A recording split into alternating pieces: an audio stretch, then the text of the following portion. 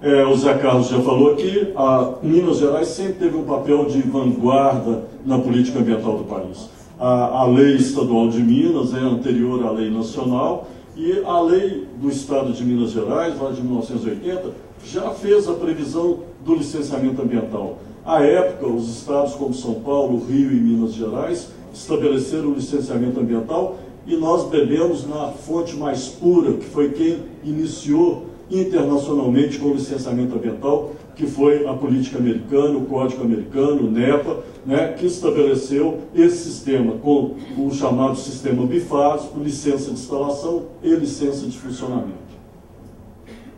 O Estado de Minas, a exemplo do Rio de Janeiro, não é, estabeleceu um licenciamento facultativo, que à época chamava parecer de viabilidade e localização, que era um parecer que era facultativo ao empreendedor se ele não quisesse investir na aquisição de área ou na elaboração do projeto executivo, ele poderia fazer uma consulta ao órgão ambiental. A Lei 6938, que é a Lei Nacional do Meio Ambiente, posterior, ela também falou do licenciamento ambiental. E ela diz que esses empreendimentos ou atividades potencialmente poluidoras ou utilizadores de recursos naturais dependerão de prévio licenciamento ambiental. Até hoje tem muita gente boa que confunde prévio licenciamento com licença prévia. Ora, a própria licença de instalação lá do Código Americano, e que os estados de Rio, São Paulo e Minas se serviam até 83, quando essa lei foi regulamentada, a licença de instalação é um prévio licenciamento, é uma licença antes de se dar início a qualquer atividade, qualquer intervenção. Nós agradecemos ao professor José Cláudio Junqueira Ribeiro pela brilhante palestra, e eu gostaria de fazer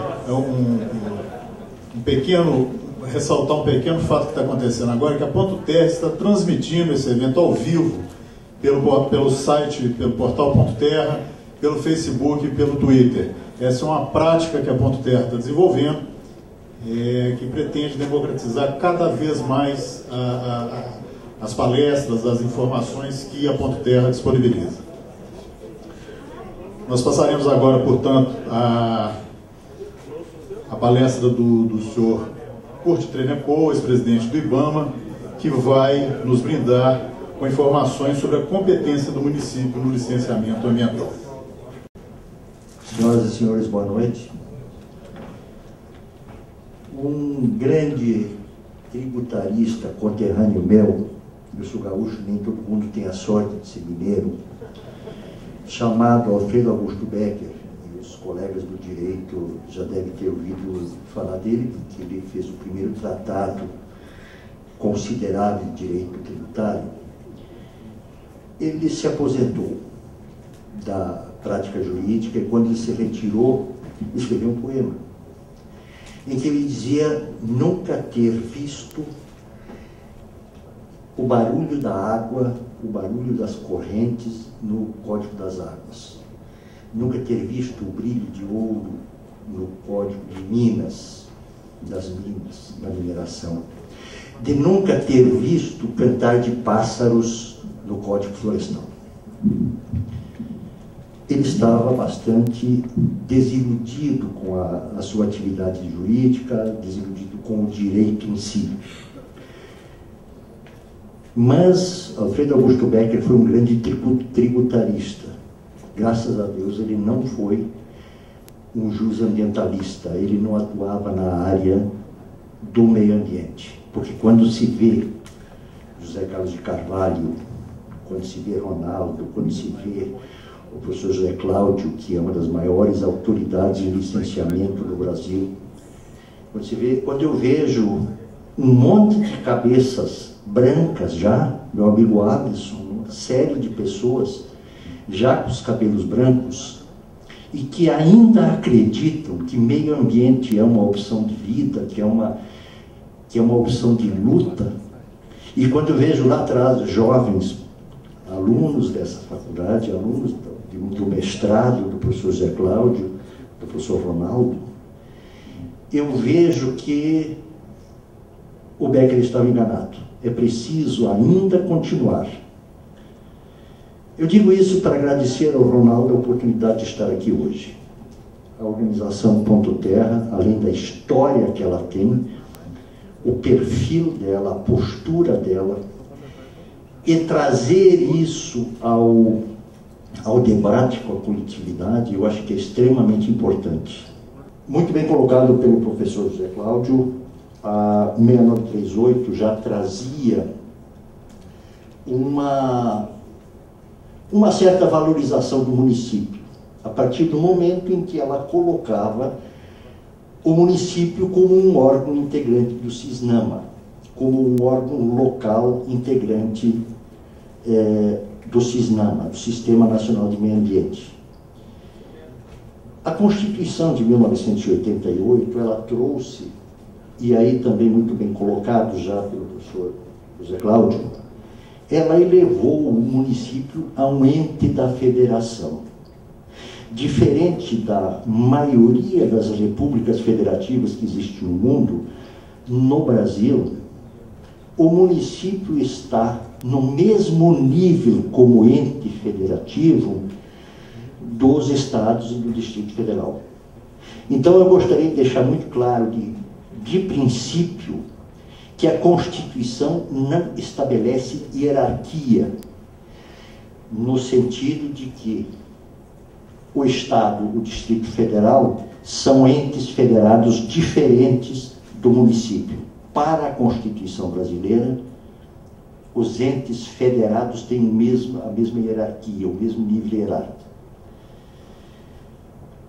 Quando, no artigo 23 da Constituição, se estabeleceu que seria competência comum do poder público, dos órgãos públicos, defender o meio ambiente, a flora e a fauna,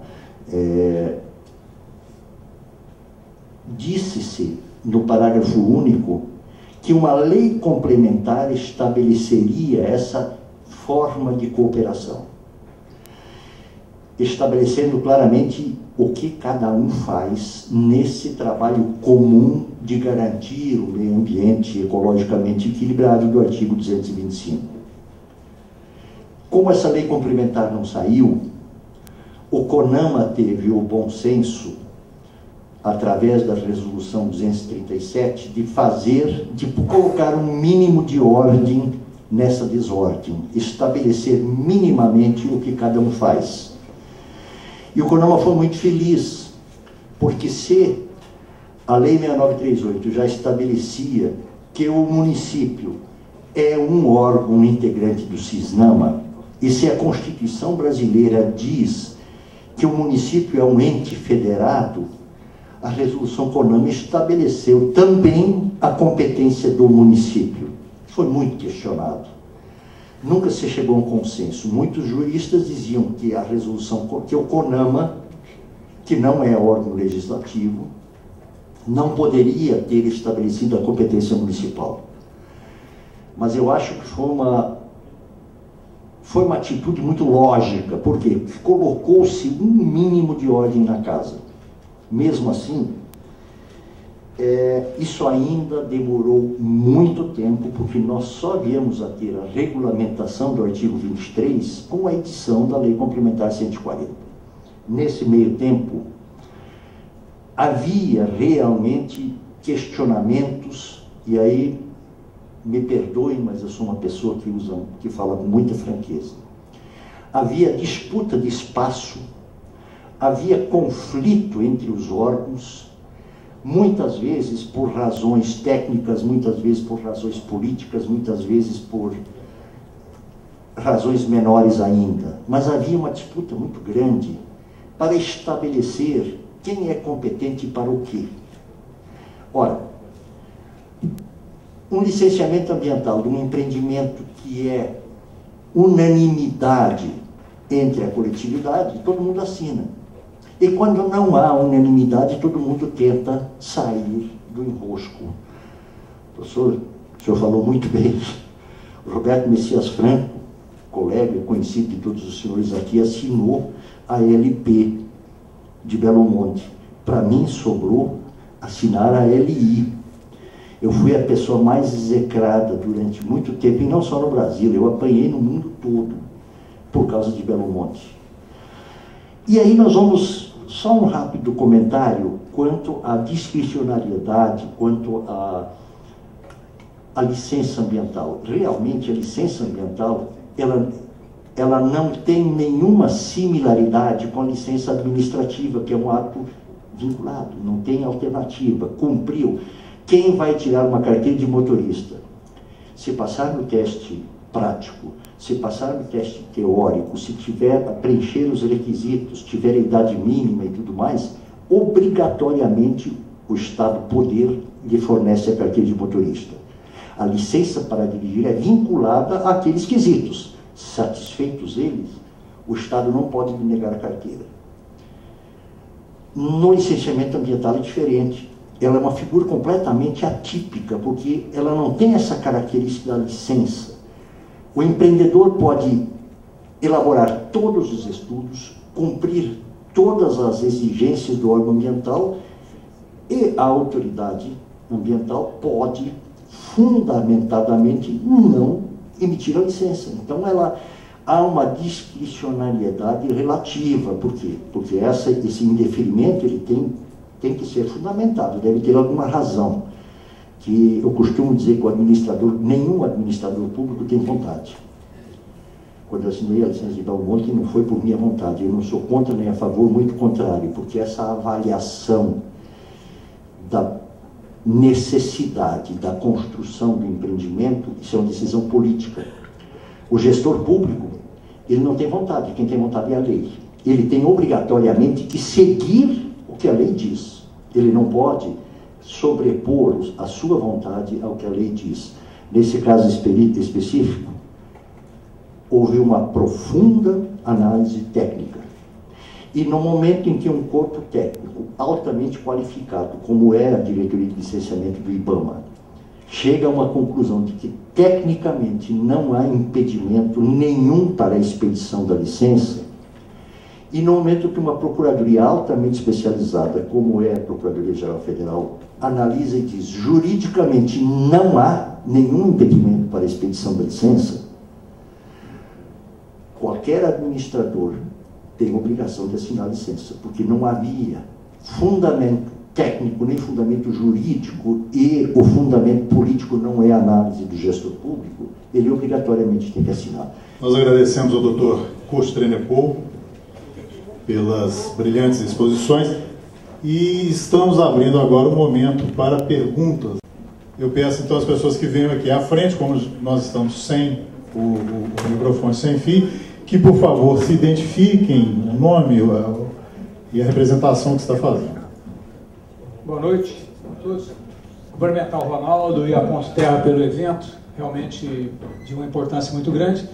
Eu queria pontuar uma questão que serve até como o Dr. Curti colocou para o Ronaldo, o desafio disso, seu início de um processo, que fosse elevado um pouco o patamar da preocupação. E eu me fundamento num dos últimos slides que o professor Zé Cláudio apresentou, quando ele coloca instrumentos de gestão ambiental, que eu vejo que muito mais importante, ou mais importante em termos de elevar a altura, é a gestão como um todo. Eu tenho experiência de 5 anos de Codema e Viçosa, a dona Alice, ele presidente do Codema do Teófilo Otoni. Então, nas cidades do interior, às vezes a dimensão é um pouco diferente. Quando eu falo de gestão é porque o município ele precisa do licenciamento como um ponto de gestão, mas a maior parte dos municípios está muito longe de chegar nisso. Por exemplo, a Energisa em Muriaé faz a poda da vegetação e deixa no meio da rua para a prefeitura fazer a gestão daquilo. Cachorro solto na rua nas cidades é um problema sério. Capivara no campus de Viçosa ou na Pampulha, né, que essa semana aí teve quente, isso problema não é de licenciamento, é de gestão. E a gestão, ela engloba o licenciamento. Nós podíamos falar de gestão no município, por exemplo, os planos de recuperação, de conservação de Mata Atlântica, que caberia muito bem o CAR encaixar nisso. Então a minha questão colocada é essa. A gestão ambiental municipal, que é o grande desafio, porque as prefeituras não têm recursos humanos, não têm recurso financeiro. E a 140 veio só agravar esse problema, porque além dessa gestão cotidiana, que é o movimento da terra, dos desaterros, o problema do resíduo, etc., ainda veio complementar com a obrigação, porque a Lei Complementar 140, desde o meio do ano passado, estava atuando em Muriaé como assessor da Prefeitura, quando veio a Lei Complementar, a Sulpran, a SEMAD, simplesmente entregou os processos tudo para o município. O município pegou e devolveu. Por quê? Eles tinham um engenheiro florestal só na Prefeitura e ele estava licenciado para candidatar a vereador. Então o município não tinha condições de atender aquilo. Nos Estados Unidos, na Europa, toda a floresta, todo o potencial verde já foi destruído. Então até uma filosofia assim que diz que agricultura aqui, florestas lá, né? Floresta, esse lá é o Brasil. Então o que ocorre? Será que qual é o tamanho da influência que o Código Florestal brasileiro recebeu dos americanos ou dos europeus para que seja tão restritivo? Quanto aos sistemas diferenciados, eu acho que sim, seria possível se criar pelo menos um modelo. Eu vi a paixão com que o Dr. Bertolini discorreu sobre o CAR. O CAR é um instrumento, na minha opinião, um dos mais necessários, porque hoje em dia, para funcionar uma banca de revista, vocês têm que estar com todas as suas atividades cadastradas no sistema. E para explorar recursos naturais, através do agronegócio, por exemplo, você não precisa, em tese, ter cadastro nenhum sobre o aspecto ambiental. Então, o CAR é um negócio fantástico. O que é o CAR, na verdade? O CAR não é uma iniciativa isolada de Minas Gerais. Isso foi gestado a nível federal e teve o aporte, teve vamos chamar assim, a junção com os estados. Quando você vê o presidente IF discorrer sobre o CAR, a impressão que dá é que esse filho foi gerado e parido por ele, não foi. Isso pode ser feito também no sistema de licenciamento. Nada impede que o sistema estadual, um pouco mais descomplicado, até pela característica dos empreendimentos licenciados aqui no município, que são diferentes, mas nada impede que esse sistema estadual possa ser repassado para os municípios. Quanto à capacitação, seu meio acadêmico, série acadêmica, pode, não só pode, deve, é um chamamento. Vocês que são técnicos, vocês que estão na área acadêmica, eu acho que tem uma obrigação de cidadania, de ajudar a organizar cada um no seu município onde não existe uma estrutura de meio ambiente. Eu acho que é uma obrigação de cada um, o que incumbe ao poder público e à coletividade em defesa do meio ambiente. Nós estamos num momento muito privilegiado dentro de Minas e dentro do Brasil, na verdade, em relação ao Código Florestal. Primeiro porque nós temos uma área produtiva já antropizada, né? Só vou falar o número de Minas, mas pode replicar isso no Brasil com certeza. Só em Minas Gerais nós temos mais de 500 milhões de hectares de área degradada, na verdade. Então, o que nós precisamos, né, essa questão de abrir novas áreas e que, na verdade, é uma restrição aqui, porque já desmatou lá, eu acho que, na verdade, muito pelo contrário. Eu acho que nós, enquanto entidade, enquanto poder público, temos que, na verdade, aproveitar essa oportunidade. Por quê? Porque ainda nós temos ainda a área preservada, no caso de Minas, quase 50%, 60% ainda, no estado como um todo, e aí já temos áreas produtivas antropizadas. Na verdade, e aí eu concordo com você na questão da irrigação. O que nós temos que fazer daqui para frente é melhorar a tecnologia na área agrícola. Né? Enquanto nós ainda tivermos um animal por cabeça por hectare, não justifica no mundo de hoje. Né? Enquanto você pega uma área, por exemplo, você está na área de cana, por exemplo, quando uma área irrigada produz 150, 200 toneladas por hectare, uma área normal produz sem irrigação 60, 70, 80 toneladas por hectare. Então, na verdade, eu acho que nós não precisamos de abrir nova área, eu acho que isso não é um limitante do Código Florestal, muito pelo contrário, a grande vantagem dele é porque ele está consolidando o que já existe em termos de intervenção.